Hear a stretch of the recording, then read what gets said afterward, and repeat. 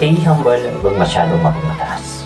Kung asan ka man ngayon, kung nasa taas ka o sa rurok ng tagumpay, maging humble ka lang sa lahat ng bagay. Dahil alam namin ang lahat ng iyong achievement sa buhay ay iyong pinaghirapan upang ikay ay magtagumpay.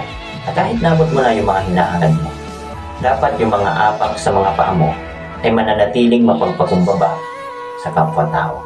At laging nakalingon kung saan man ang pinanggalingan mo. Dahil ang pananatiling humble at mapagpakumbabang tao, yan yung taong hinahangaan at nire-respeto. Binibida at higit sa lahat, maraming taong hahanga at maraming taong magmamahal sa iyo. Huwag mong isipin na porkit nasa taas ka na ay hindi ka na nakikilala doon sa iyong nasa baba. Huwag mong isipin na porkit nagtagumpay ka na, hindi mo na kailangan ng tulong nila. Huwag mong isipin na porkit nasa taas ka na ay hindi ka na mahihila pababa.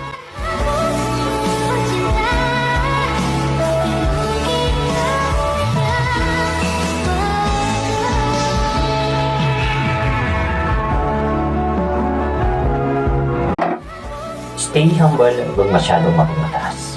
Kung asan ka man ngayon, kung nasa taas ka o sa rurok ng tagumpay, maging humble ka lang sa lahat ng bagay. Dahil alam namin ang lahat ng iyong achievement sa buhay ay iyong pinaghirapan upang ikay ay magtagumpay.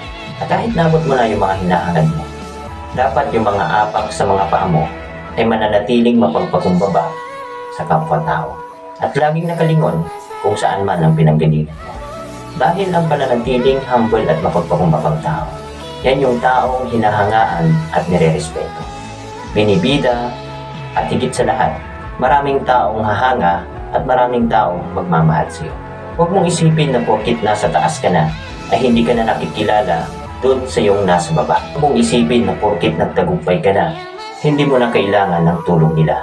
Huwag mong isipin na porkit nasa taas ka na ay hindi ka na mahihila pababa.